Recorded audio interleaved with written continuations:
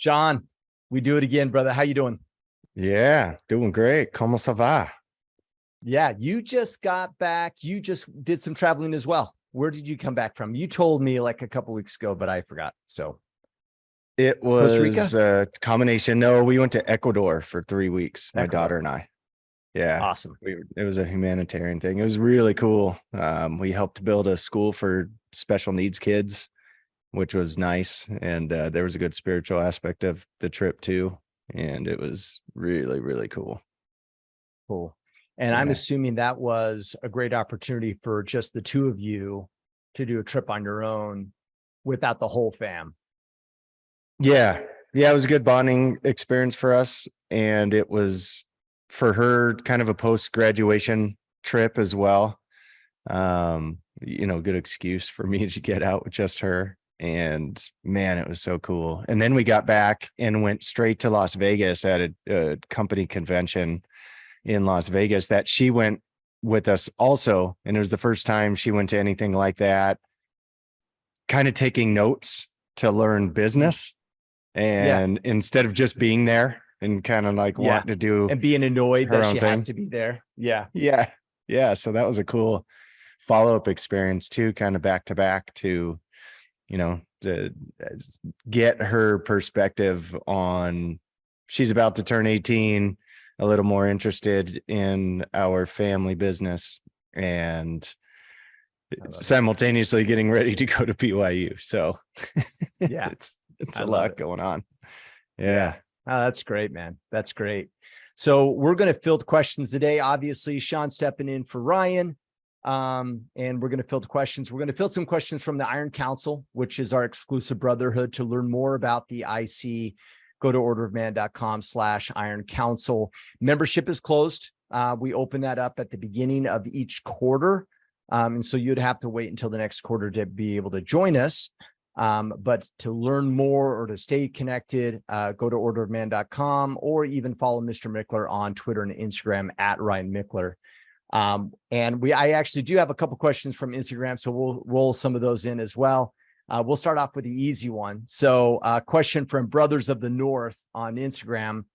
He says, a little bit off topic from the norm, but something I'm interested in. Do you guys ever everyday carry? And if so, what do you carry? Thank you. Not every day. Pretty rarely, actually. It's funny, after living in California, it's near impossible to get a concealed carry out there.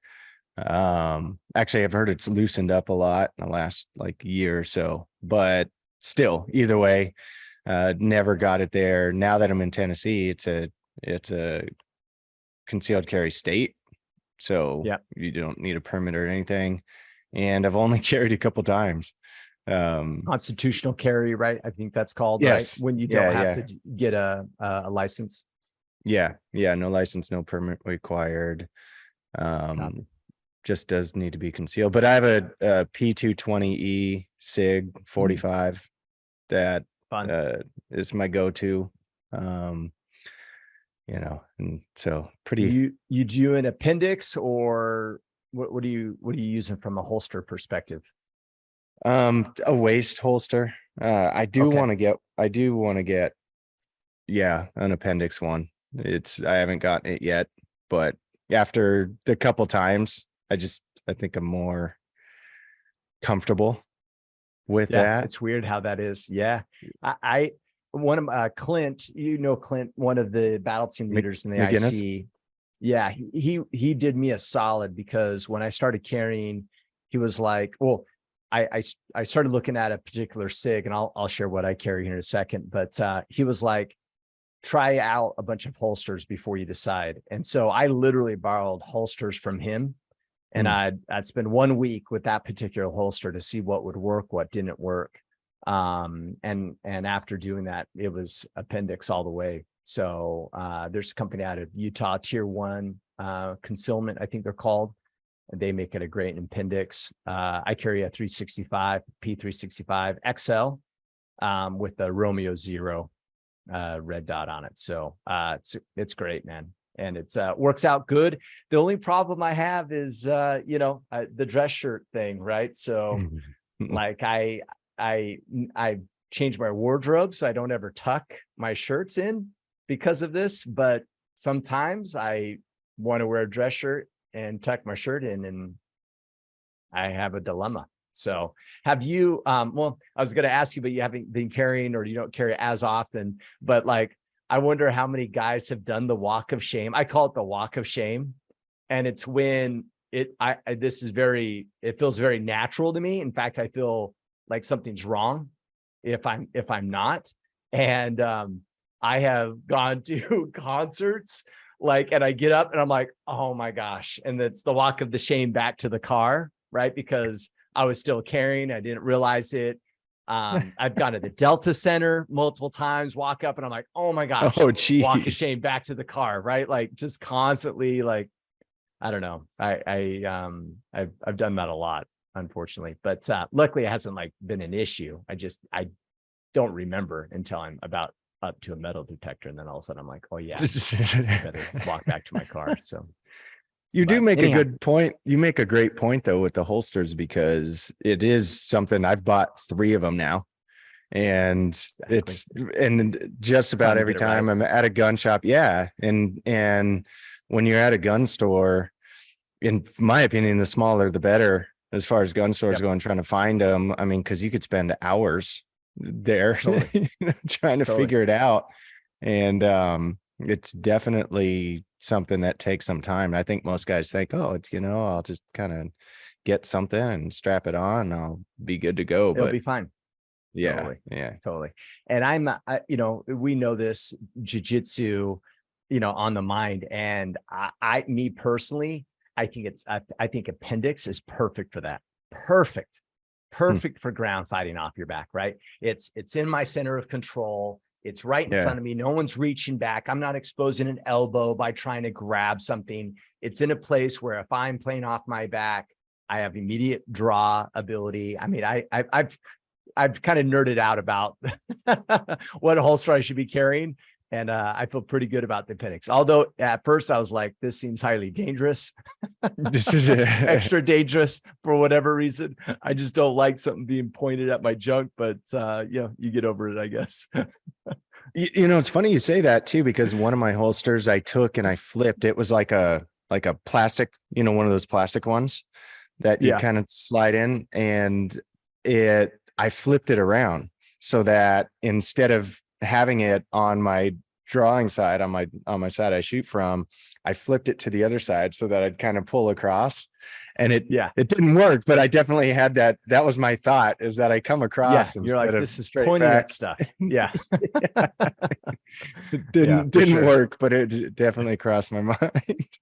All right. Let's get in our next question. So Drew Sands, what's your go-to tactic to switch from work mode to dad mode? And this is great for you, Sean, because I know you work for yourself. I've worked for myself in the past. And so I think it's extra hard when you work for yourself, but nonetheless, I think all guys have this problem. Maybe is, they're focused on work all day and then they come home and it's hard to make that switch. So recommendations. First of all, I like to try and discourage people from operating in different modes, if that makes sense. It's almost like we're taught to be bipolar, right? You have to be one way at work, and you have to be one way at home, and one way at church, and one way at, depending on the activity that you're doing. And good call. I've really tried, in me personally, and then just helping develop leaders, that they be consistent in who they are and how they show up, no matter what they're doing. And what you'll find is, as you really focus on trying to do that and being consistently the same in the different things that you do, switching into a different mode doesn't become as difficult.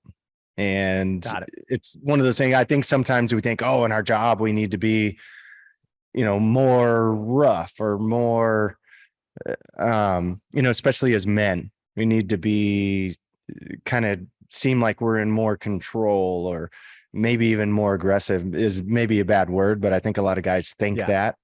And then when I'm at home, I need to have more empathy and be more compassionate and be more caring and listen better, where really you need to do those things in your working environment as well. And so I think they go hand in hand. But in saying that, I'll also say that instead of switching to dad mode, I think what I've had to become more cognitive of when I'm working or I'm in a work mode or I'm doing some work at my house is that if one of my kids does come up and they say, "Hey, Dad, will you do this with me?" I've learned to, when they ask, I tend to drop what I'm doing more often. Not all the time. There's boundaries set for certain times and specific things that I'm doing. But if I'm just in a task, and let's say I have my 8-year-old come up and he says, "Hey, Dad, you want to go fish in the pond?" And it's something that he doesn't want to do every day. That's not a normal thing that I enjoy doing with him. I'll 95% of the time drop what I'm doing and just go fish, which in my brain doesn't sound right, especially if I'm on task. I would much rather finish the task naturally. My natural kind of oh my gosh, what's the word I'm looking for? Tendency Yeah. is that I'm going to finish before I go do something with him. So I've had to develop that muscle of kind of the Covey 7 habits thing of putting things in order of importance. Of when he asked, "Hey, is this more important than the task at hand?" Most of the time that's yes. And we've increased experiences with all my kids because of being able to drop that task, go be in the moment, be present with them, and then come back later to whatever I was doing. Got it. So in the spirit of Drew's question, I like, and I don't want to take away from the mode thing, because I really like that, because I think it creates congruency of how you show up in the world, if that makes sense. And I think that is more an authentic way of being. So I get that switch mode, but let's assume that Drew's also saying tactics of maybe not mode, but what's your tactics of, "Hey, I'm done working, and I need to make kind of a shift of focus," right? Not mode per se, but switch of focus. And what tactics do you bring? So you're not carrying the stresses maybe of work home from the workplace, or never stop working and everything else. What are some tactics in that space? That's the hardest part. One for me has been to put away my phone so that there's nothing coming up reminding me that this task needs to get done, and so that I can be present. So I'm not distracted by whatever else would pull me back to the other tasks that I was doing. So that was a major, just putting myself in a position where I'm not distracted while I'm doing something with my kids. And then the second one was reminding myself of my vision. And this is where vision comes into an important part of your daily tasks and making sure that you're doing the important things.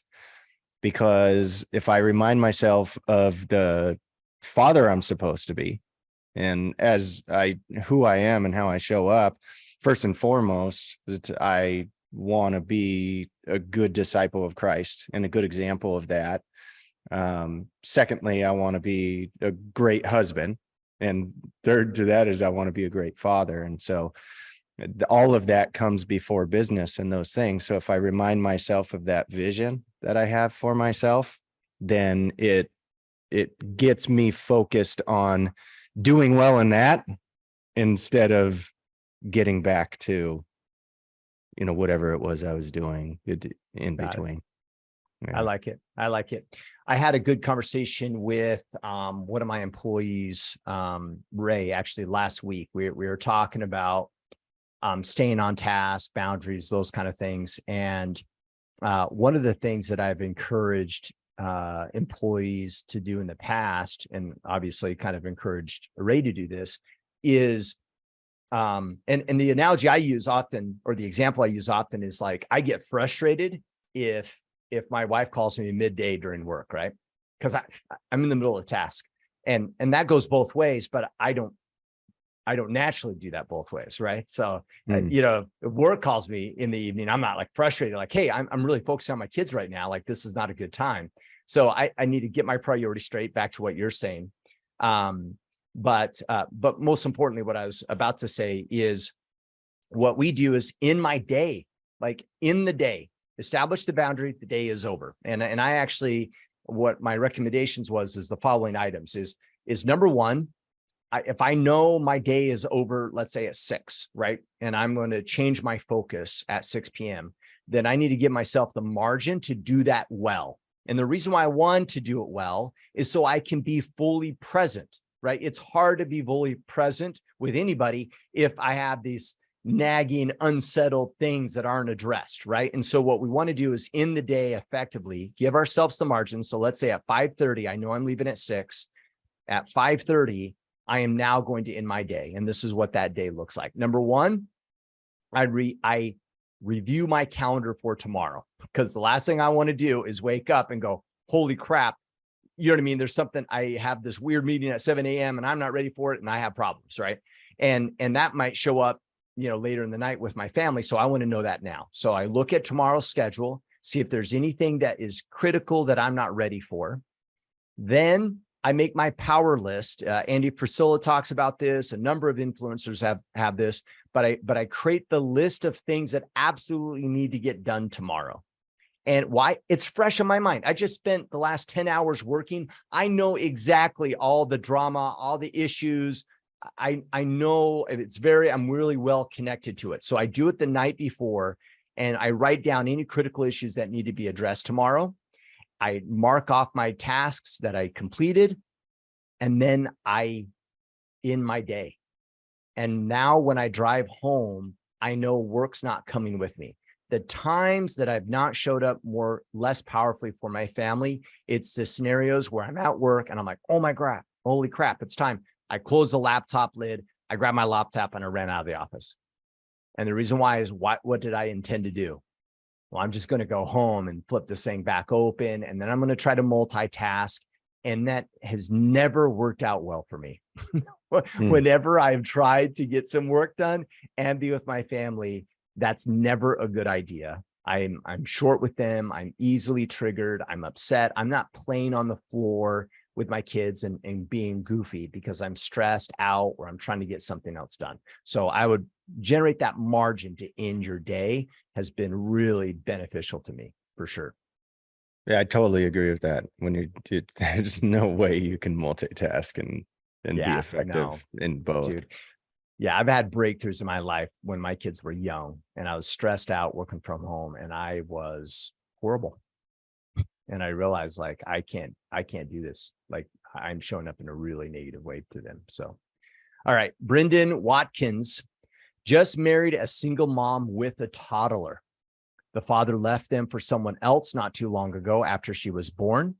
Currently, she goes to his place every other weekend. I've gotten mixed advice about how to approach my relationship with her and what kind of relationship, if any, to have with her father. What are your thoughts? First thought is, it's a recent relationship. Yeah. I mean, my first thought is that it's a new relationship.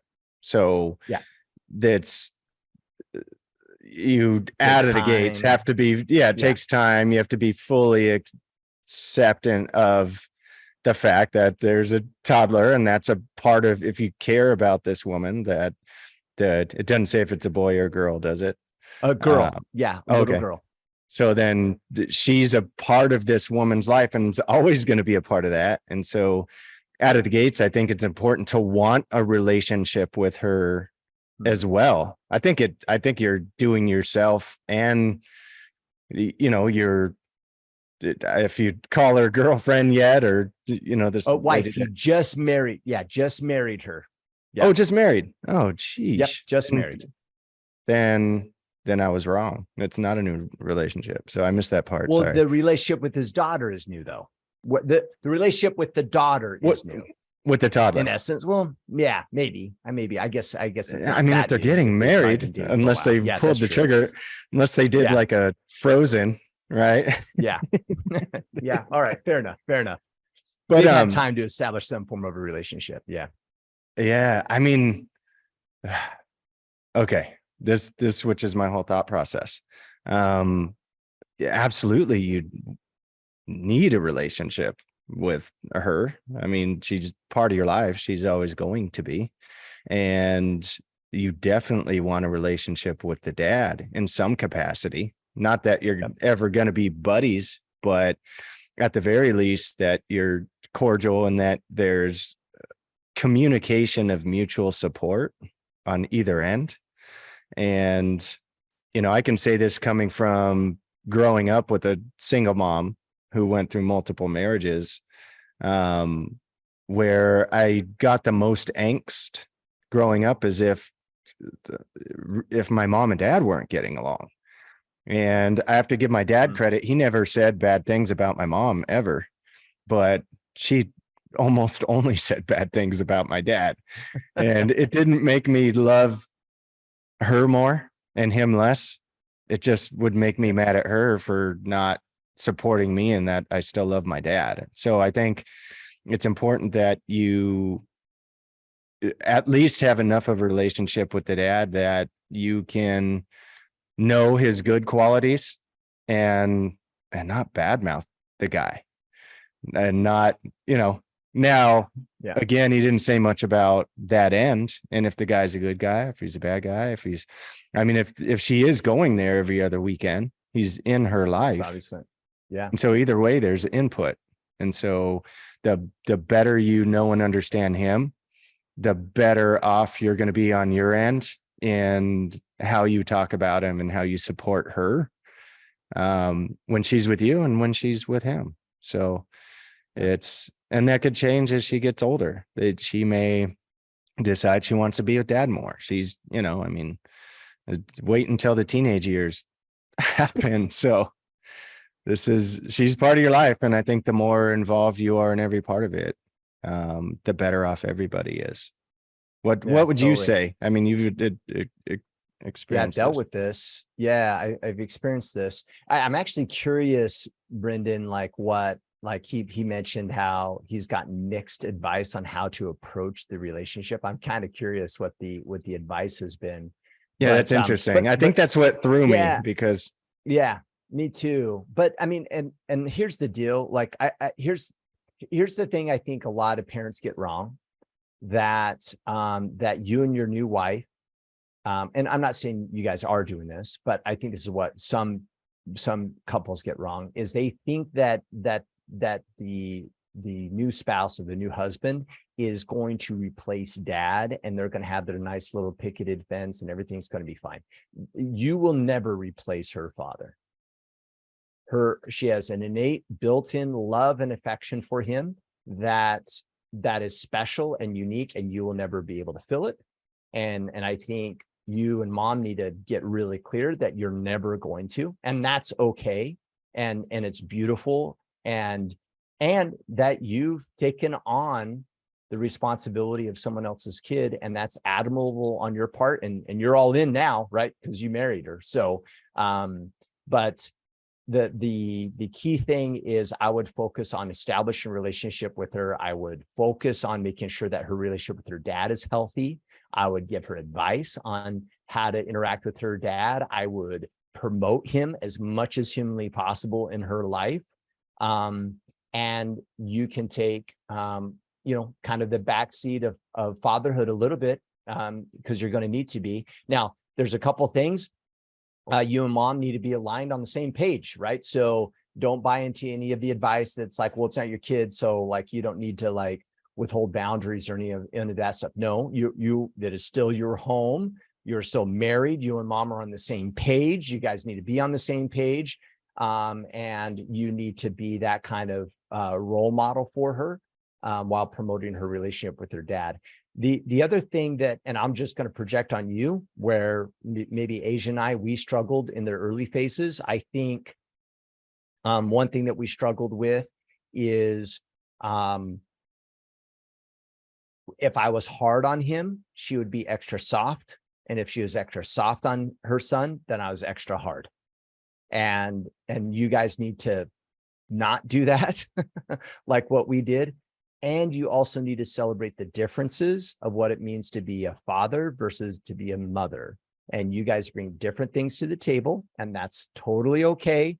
And I would get really clear on your parenting strategy. I know you're newlyweds, and so it's going to be really tempting to be like, oh, there's nothing wrong, so we don't need to strategize. Just strategize now. Like, get on the same page and clarify how you're going to approach things. And I would make sure that you and her are clear that momming and dadding are different.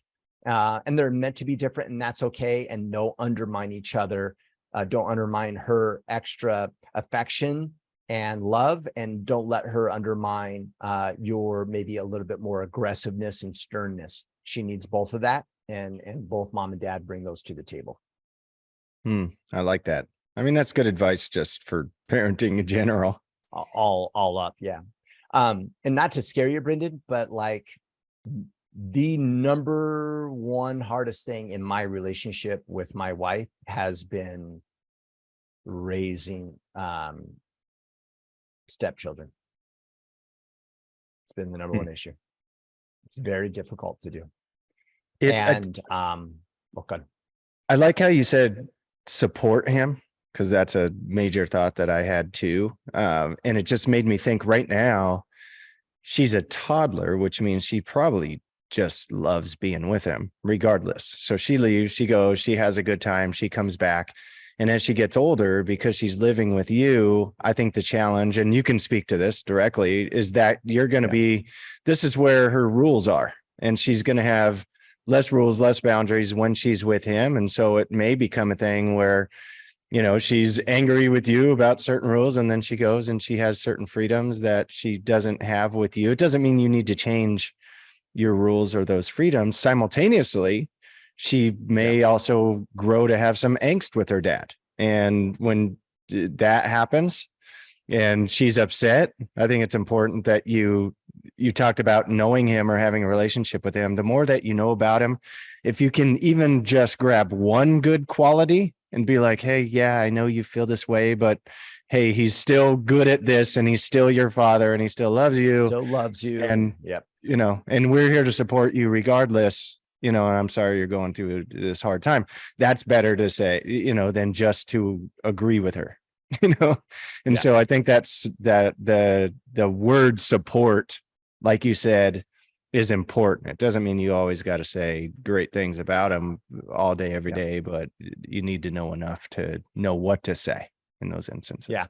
I like that, just to polish off that idea a little bit. So in the book, Outward Mindset, Leadership, and Deception, they have this triangle of what they call the triangle of influence, right? And it's really the steps by which you have the greatest influence in someone's life. The first element is mindset around the person, that like there's nothing wrong with them and they're great and blah, blah, blah. Number two is relationships with those of influence. So if you want to have a good relationship with her, you have to have a good relationship with dad, because no one's going to have major influence in her life more than him and mom. So if you have a broken relationship with him, or even a broken relationship with mom through fighting, that hinders your relationship with her.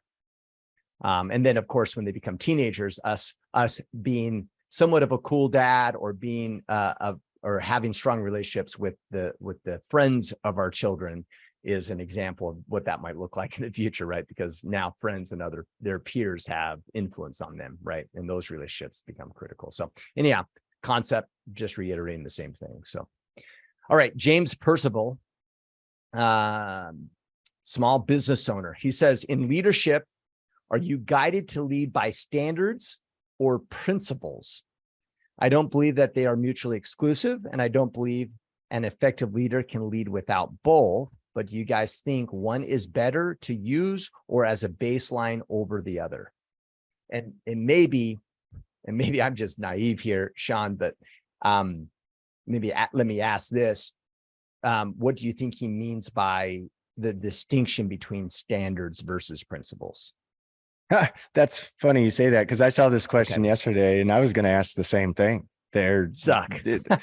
they, I mean, they do come hand in hand. I honestly, Okay. when I think of standards or principles, I don't think Standards of of one performance or without the whatever. other. Yeah, I Yeah. don't think of one without the other. I think your standards are guided by your principles and vice versa. And Yeah. I think all good principles come with a high standard. And I think all high standards are guided by sound principles. So, Well, let's maybe even say this. Maybe I'm not that's looking for where an we need to, easy out. or but I think this is where we need to make sure that the values, mission, and principles by which we run a company are clear and concise enough that this isn't a thing, right? Like because just shooting off the hip here, right? I'm thinking, okay, you have a company and their values are like love everybody, be kind, and caring. And it's like, well, okay, so this isn't a transactional agreement. I actually don't have to do my job. I just live by the principles of our values. I'm just nice to everybody and I'm good to go.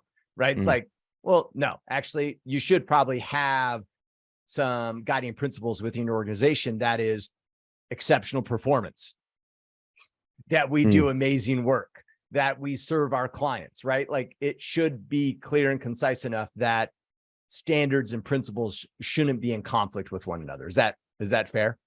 It is, yeah. And this speaks to what I talked about earlier with being consistent in who you are, no matter where you are. And this is something that early in our careers, we were growing an organization and we wanted to have an agency eventually with, what we thought was big back then was thousands of people. And to be able to do that, what are we going to have to do? And the first thing you got to do to grow a large business is stay in business. And so one of the examples I can think of is if you look at through the housing market in the early 2000s, after the stock market crashed. I look at my financial business, we started to build it as the stock market had its first major crash in decades in the early 2000s. Good timing. And yeah. Great timing, right?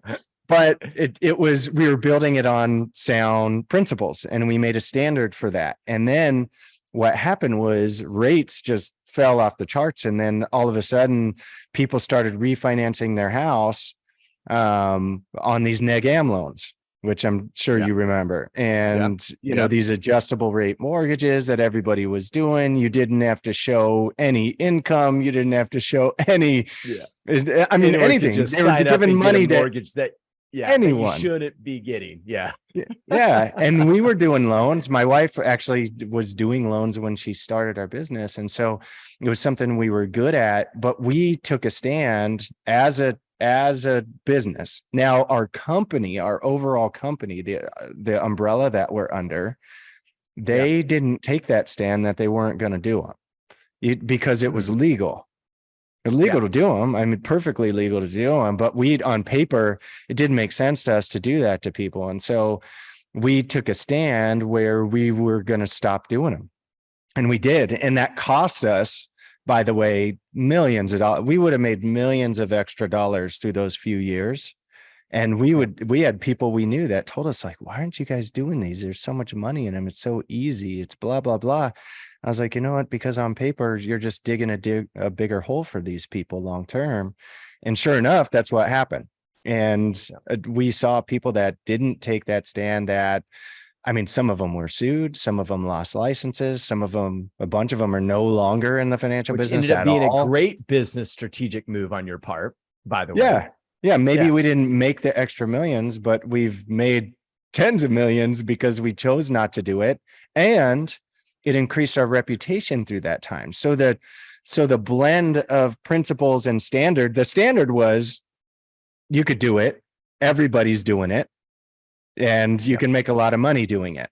But our principles wouldn't allow us to meet that standard. And as a matter of fact, we raised our standard on, no, we're not going to do it, even though it's easy. Instead, we're going to have this harder conversation with these same people and we're going to tweak and do it this way.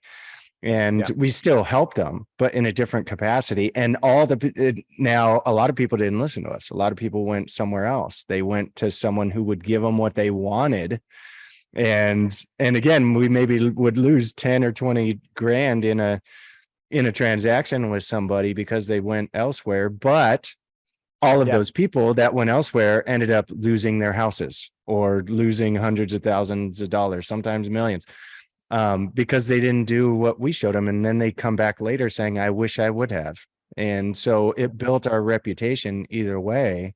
And again, that's made us who knows how many millions through reputation. And so that's where our principles guided the standard, and we had to raise that standard to meet that. But again, if you're not first being focused on being consistent in who you are, no matter what, especially when dollar bills show up, then, that's where you need your principles to be stronger than the standard.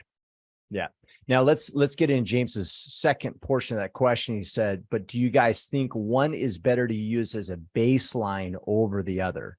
And specifically to that question, James, standards are easier to baseline, right? Like, you know what I mean? Principles are just kind of elusive. You know what I mean? They're harder to baseline. And in the end, I think it's really important that you realize this and promote it to your employees. This is a transaction. Actually, let me step back. This is how I like to explain this. We have a role and a job.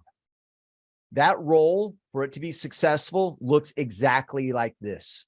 These are the metrics and measures by which we say is exceptional performance for this given role. Then I'd go to you, Sean, as a potential hire and say, are you willing to do what's necessary to win in that role? That's it. And when an employee is underperforming, it's let's clarify the role. Let's make that we're sure that we're supporting and make sure that they want to do it. And if they don't, then we'll offboard you. We'll find you a job with our competitor instead. Like, it's very simplistic, right? But those standards have to be clear, cut and dry, man. You got to be so clear on what winning is that there is zero doubt. That way you give your people a fair shake at winning if they don't know exactly what winning is. And I'm speaking from like a position right now of completely failing in this space. I am actually very hands-off, right? From a leadership perspective. I've stepped into a people and culture role, and I get a recruiter, right? And I assume he's going to win. What's winning, Kip, for a recruiter? I have no idea. I don't know if it's 10 open recs in a given month. I don't know if a rec should take 4 weeks or 8 weeks or 2 weeks. I don't know. So how can I hold someone accountable to winning if I don't know what winning looks like? So I had to put my big boy pants on, sit down and go, okay, this position, I have to be clear, concise. And also if I have any form of cadence around accountability or anything else with them, what am I holding them accountable to if I don't know what the standards of winning are? So I had to really sit down and go, oh my gosh, right? Okay, we're going to take surveys. Like there's all kinds of things I'm learning. Like everything I was looking was like lagging indicators. Like, maybe we make a hire, we do a survey and we ask the hiring manager, like, how was the experience? They go, oh, it was great. Well, but if that's 2 months later, right? Like, how do I know that they're winning up into the new hire? And things like, if we do a submission online, if we get 200 applicants, that's a bad job description. That's a measure, actually. That's not a good job description when you get that many submissions. Like, there's all these things. And so I had to put that hat on and go, okay, how do I ensure I know what winning is? So now I can hold someone accountable and clearly communicate what is winning in their role. And we need to do those and have those standards. Otherwise, we're not supporting our people. It's too elusive. It's a gut thing. And if you can't explain it, then you're not communicating it. And there's all kinds of expectations out there that aren't being communicated. And we're not going to be able to support our people without really clear, concise standards.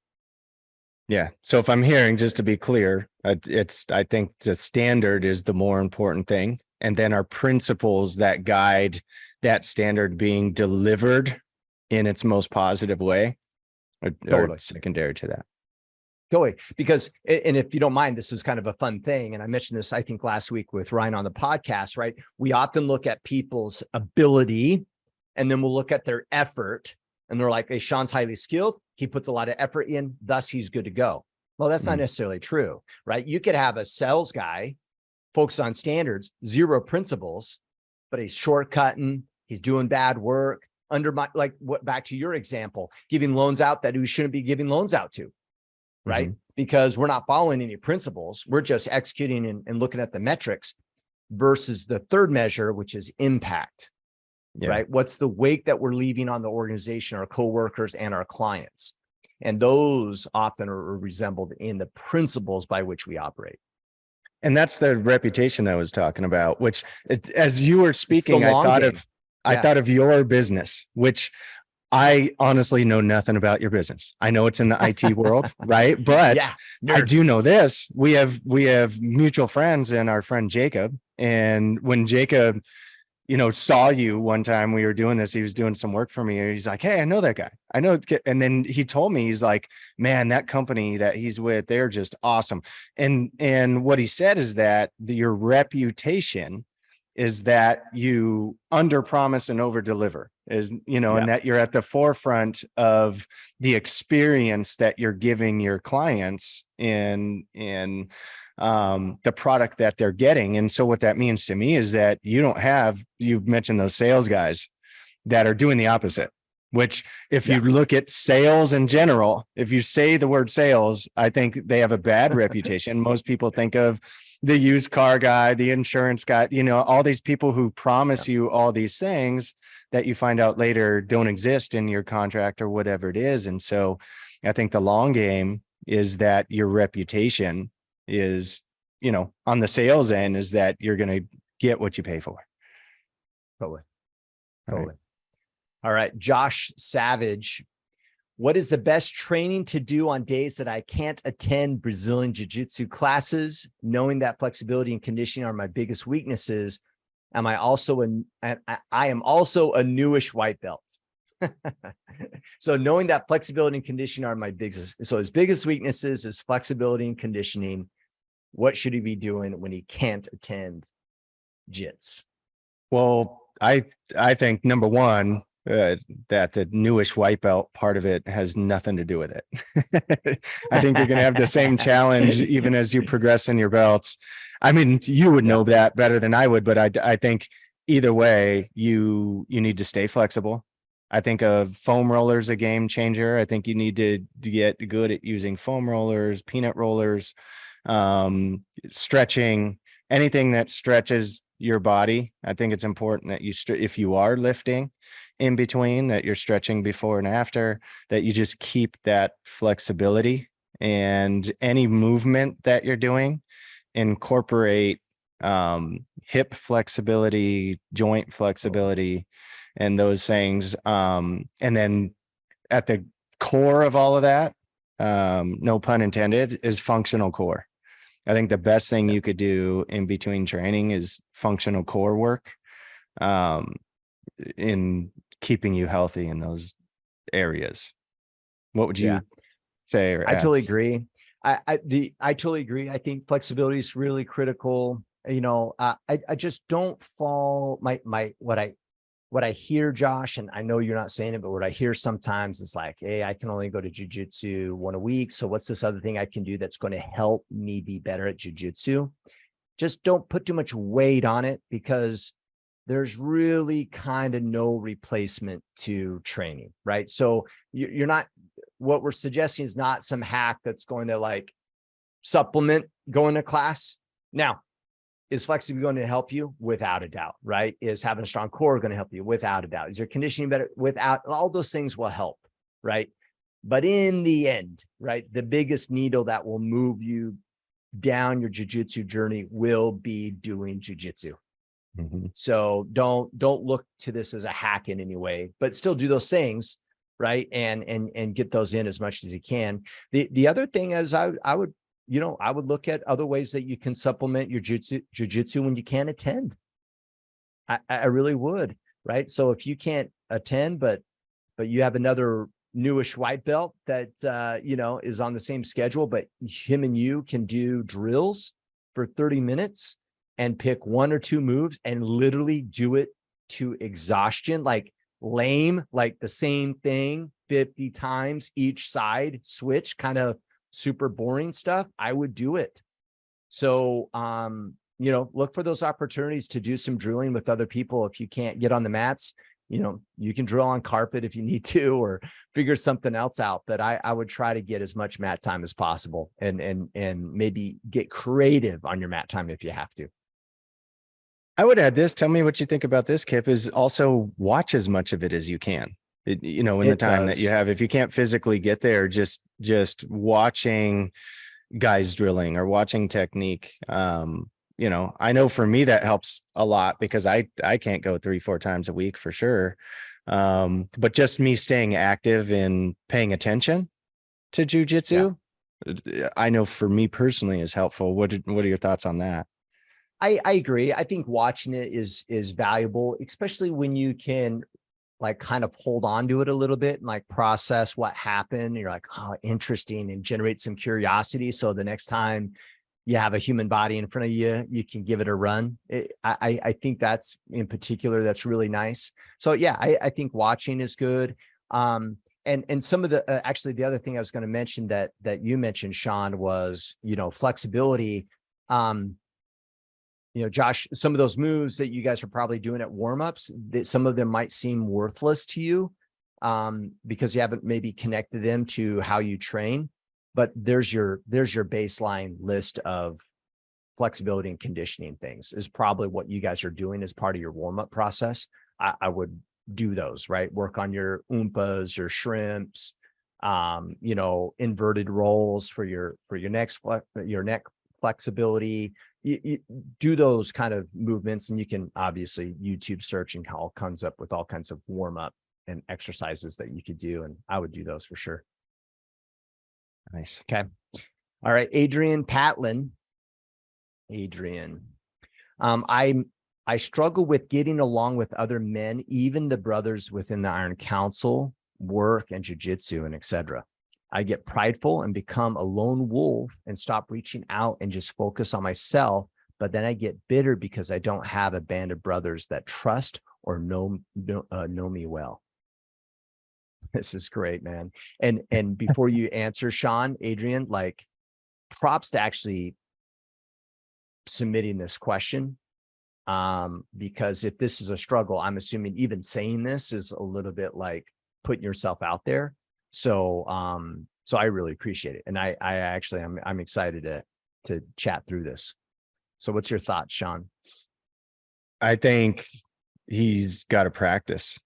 And what I mean by that is first start in forcing yourself into more conversation when you're at those things. If you're at jujitsu, if you're at whatever it is, to try and find some common ground, more common ground that you have with different guys. And, as he says this, I would admit that I have the same challenge. Like, there's not buddies that I hang out with every weekend. I'm not going and hanging out with the guys or, very often at all. But when I'm in those environments, I make the extra effort to get into more conversation with the guys that I'm around so that I could know them better. I can feel more comfortable with them.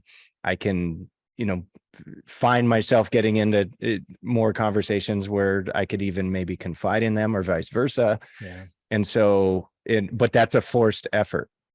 So I totally relate to what he's saying because I tend to be a lot more like that as well. So I have to force myself in it. The only difference, I think, and this could just be the way the question came off, is for me, I do it because there's all these other priorities in front of those relationships. And so, my church callings and my role as a husband and father and my business and all of the other things I have going on in my life these other relationships come fifth, sixth, seventh in line, maybe. And so automatically I just don't give as much time to them. That's different than you just don't want to be around anybody, or you don't want, you want to be that lone wolf, or you think you're better than them, or I'm guessing that's what he meant by being prideful. And so I think if that's the real issue, where it's less that it's low on the priority level and you're lacking time, as opposed to you just think you're better than everybody, and so you're going to do your own thing. I think that's a deeper psychological issue that you need to work out. Totally. I mean, Adrian, let's break this down. I get prideful and become a lone wolf and start reaching out and just focus on myself. Maybe said another way, that you think that if you get found out, that you think that if, I'm assuming this a little bit, so we're projecting on you a little bit here, Adrian, but you're assuming that if you get found out, that people know how bad at jiu-jitsu you really are and how much at work you really don't know. And if the guys at IC realize that you're just a mediocre husband, maybe a bad father, you lack discipline at work, and you can't defend a child with your jiu-jitsu because it sucks so bad, you would draw from everybody so they don't figure that out. And then you try to work on yourself with no one around, so no one knows who you really are, because you honestly think that your value is based upon their perspective of you. Dude, you got to let it go. That is exhausting. When I think about that, that is so exhausting. I've thought about even doing like another martial art. Recently, I've been like, oh man, I should do Taekwondo or something new, because I want to know nothing. I want to be the guy in the class that goes, it's all out on the table. It's actually refreshing when you think about when you are living in integrity and you can just be you.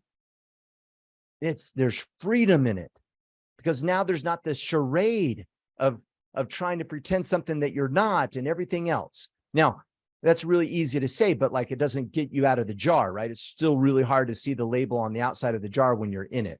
So let me help you look at that label. No one cares. No one cares, Adrian. Most people walk around, they are so wrapped up about what you think of them. They don't give a shit what you know or what you don't know. They really don't. And in fact, not only that, from a leadership perspective, you know what my favorite employee is? The one that raises their hand, says, I don't understand, I don't know. And they're hungry and eager to learn. That is more valuable than the person that pretends they know something and doesn't raise their hand. And in fact, here's the rub. The employee that doesn't know something, everyone in the room knows they don't know anything. The only one believing the charade is that employee. And they're handcuffing themselves from growing and learning because they're unwilling to literally sit there and go, I don't know, but I'm willing to learn. You have put too much weight and pride in being right versus being the kind of person that can get the job done, or the kind of person that can find the right answer. Let go of the charade. Man, when I just think about it, like I said earlier, there is so much emotional weight and garbage that comes with that, man, you are burning energy. And guess what, man? That energy is being burnt on something that doesn't matter. And most people will respect you more for being authentic and being clear on what you know and what you don't know. Now, with that all said, I get it.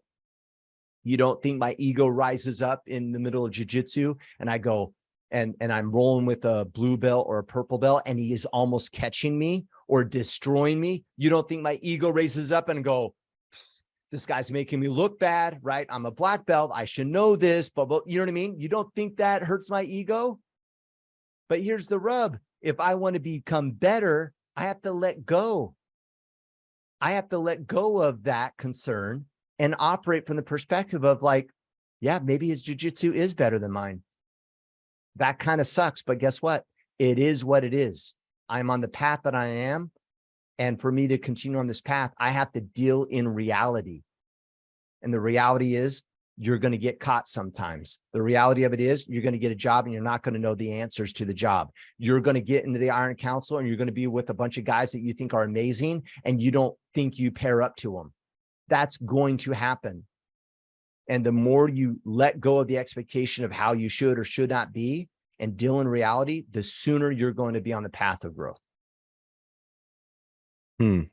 I'm so glad you said it that way, Kip, because I was thinking more on the end of like, I'm prideful. I think I'm better than these guys. And that's why I don't think, not well, think about it, around man. them. But most people that are prideful, do they really think they're better? Or are they pretending they're better because they're trying to protect their low self-esteem? Yeah, I totally agree. And I like how you talked about it as far as jujitsu goes, because when you said that, when I started jujitsu, I was a brown belt in Kempo. So I'd done Kempo for 5-6 years, was about to get my black belt, like literally on the verge of it. Yeah. And then I moved and all these circumstances happen. And then I started looking into jujitsu, and I go to jujitsu. I had a friend doing it. And then I get into jujitsu. Here I am, thinking, oh, I'm almost a black belt. Yeah, I never felt more worthless and defenseless in my life. Just thinking like, man, did I just waste 5-6 years trying to pursue this thing? And, but it's one of the best things that ever happened to me, because then I understood and realized like the belts mean nothing.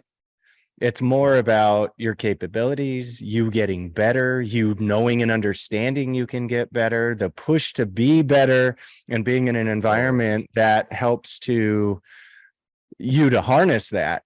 And, now to the point where I'm 4 to 5 years deep in jiu-jitsu and I'm still a white belt. And when I say it, I hate even saying that. Like I just said it publicly now in front of all these people. But we just talked about it earlier in the podcast. Like I don't go that much, right? And so and after I moved, now I'm in a new gym and they have their whole own system. And like my professor there, start from scratch. Yeah, he can't. And good, he's not going to give me a promotion.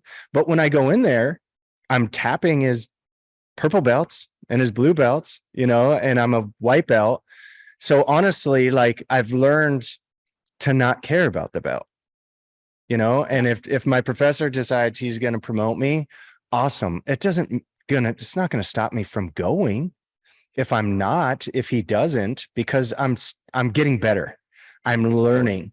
And honestly, I'm getting my ass kicked. And part of why I go is I like getting my ass kicked, because it's a reminder that I don't know as much as I think I know, or that I'm not as capable as I think I could be. Jiu-jitsu forces humility. That is why most people quit. And so if we use this example, what does quitting give you? Nothing. You don't get better at it. You go lone wolf. Awesome. And now you're just avoiding the very thing that you're not good at. Congratulations. Good choice. Right? Like, and to be frank, that's why most people quit. They can't handle it. Tough guys come in and they go, I'm a tough guy, right? They have an image. Oh, the car I drive, the way I dress, the way I talk, blah, blah, blah, the music I listen to, all this gives a persona of the ability to be tough. And jiu-jitsu rocks most people's worlds and they can't deal with it. They go, you know what? I don't want to deal with it. And so they choose not to deal in reality, and they move back into their little make-believe world of being tough instead. And that is what jiu-jitsu does. And guess what? It never stops. It's still that way today. And you use the example like you don't care about the belts, right? Because it doesn't matter.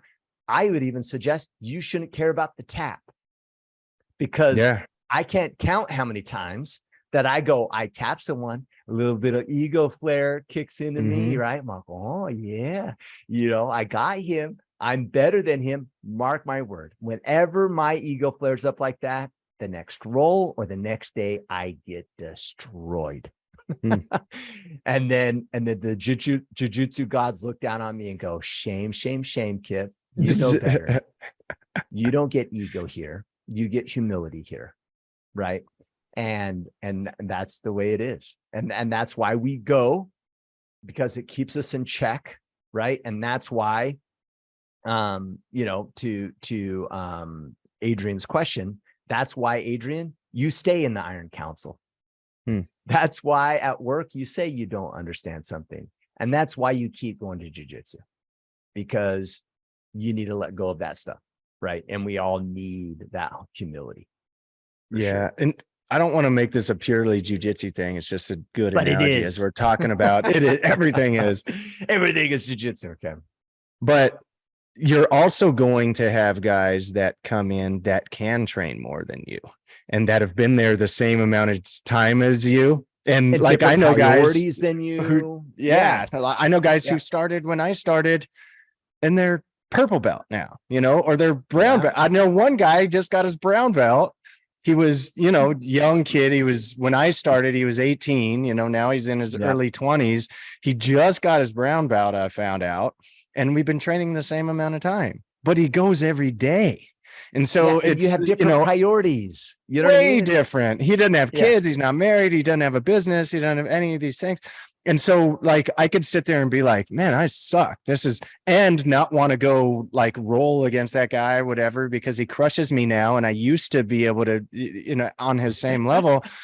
So I could say that, or I could just call it like it is. Like, he's putting in more time. And so that's going to happen at your job. It's going to happen in a working environment. You're going to, instead of saying like, I hate that guy, he passed me up at my job. Well, what did that guy do that allowed him to pass you up? Right. And maybe take some of that into consideration, and then either chalk it up as, okay, I could do that too if I want to put that priority on that and operate in that way, or that's just not my priority and I'm fine with that. Yeah, I'm not willing to pay that price. And so I'm going to be, mediocre jujitsu player. Right. And I'm still going to enjoy it, but that's not my top priority, because I want to focus more on work or whatever else. Right.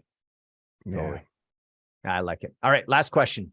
Sam Ayers, tips for keeping a stoic mindset when it feels like you can't catch a break. When it feels like regardless of work you put in, that stuff just won't work out. This is when we talked earlier about the standard.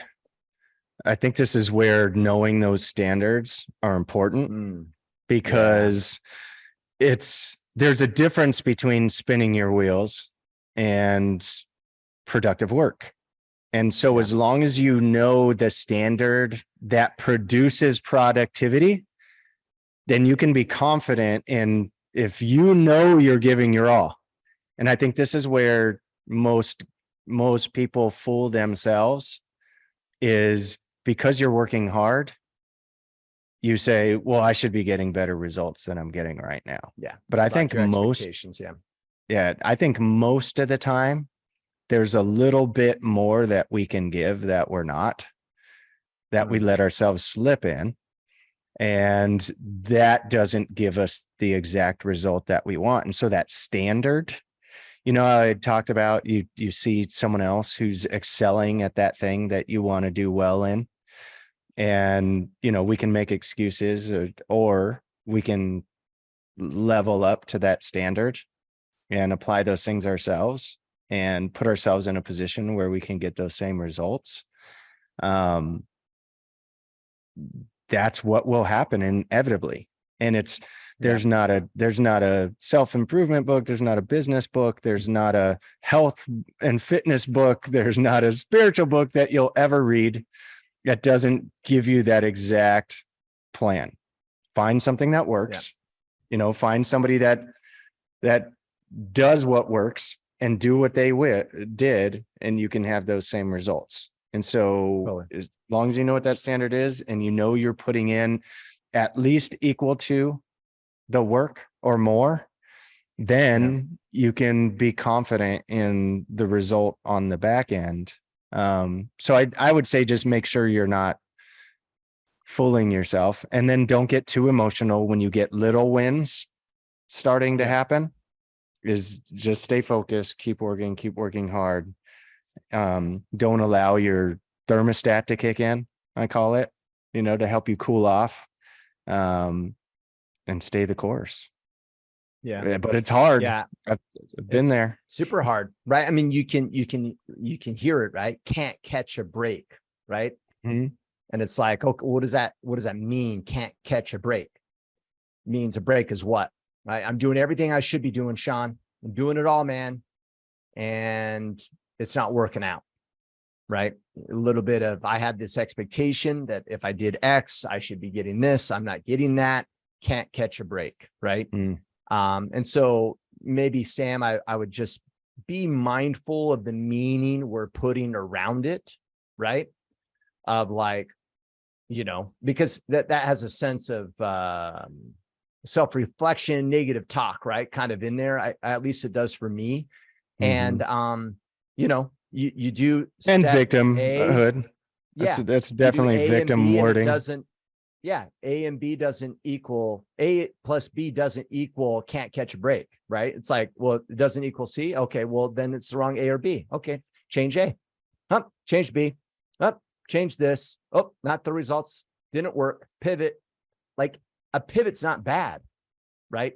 So maybe let go of those expectations a little bit. Have the expectation until it's not met, if that makes sense. So I'm going to do X, Y, and Z to get X result. That's a good expectation, right? That's a plan. But when that result doesn't show up, let it go and stop making it wrong. Like, oh, I shouldn't, or I should, or whatever.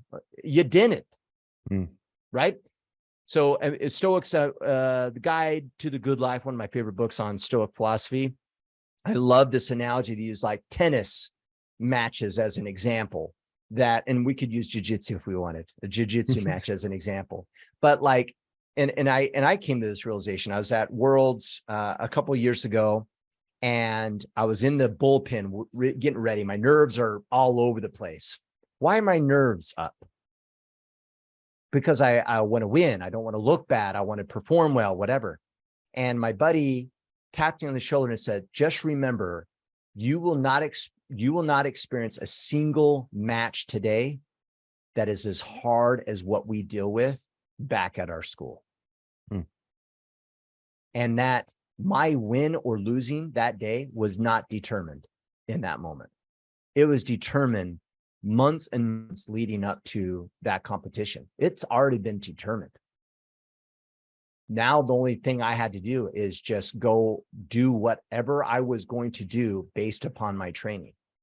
And so it really allowed me to let go and just see what happens.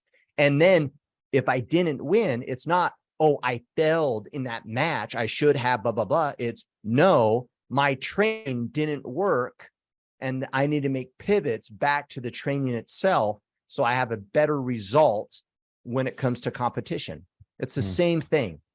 And so let go of the meaning that you're putting around not getting the break and say, hey, guess what, dude? You didn't catch the break. It's not working.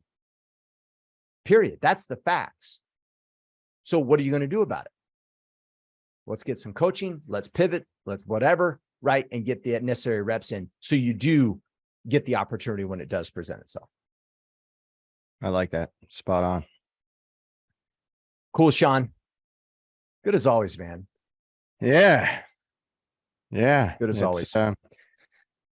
We're getting close to September. I'll be out your way. You'll be back in town. So I'm going to hit you up. Yeah. Connect. Yeah, please do. And even if you guys want to come down to the house, I don't know. We'll talk. Ping me and we'll make things happen. Not on the recording of the podcast. I don't want some freaks, showing up at my house. I'm just joking. Okay. Thank you guys for submitting the questions. Really appreciate the engagement of the conversation. Always powerful, right? And we talk about all the time, just the power of the conversation. That's the power of the Iron Council. That's the power of having a band of brothers. If you are running lone wolf, right? You're running solo and you don't have like-minded men that you're around, you need to make the necessary adjustments. That's just what needs to happen. For us, it's the Iron Council. I'm sure Sean has that within his work through church and other groups. But maybe advice today is find like-minded individuals that are going to uplift you and have the necessary conversations to uplift one another, right? Iron sharpens iron. So connect with Mr. Mickler on Instagram and Twitter at Ryan Mickler. And of course, you can go to orderofman.com to find out about the IC, get swag from the store and everything else. For you guys that are wanting to get on the path, but we're not opening up enrollment yet, go to orderofman.com/battle ready and walk yourself through the Battle Ready program in preparation of joining the Iron Council. We've seen a lot of results and success with a lot of individuals doing that. So if you're not waiting for tomorrow, which you shouldn't wait for tomorrow, you should take action now. That's orderofman.com/battle ready. Sean, thanks again, man. Always great having a conversation with you. Thank you. Until this Friday for Friday Field Notes with Mr. Mickler, take action and become the men you were meant to be.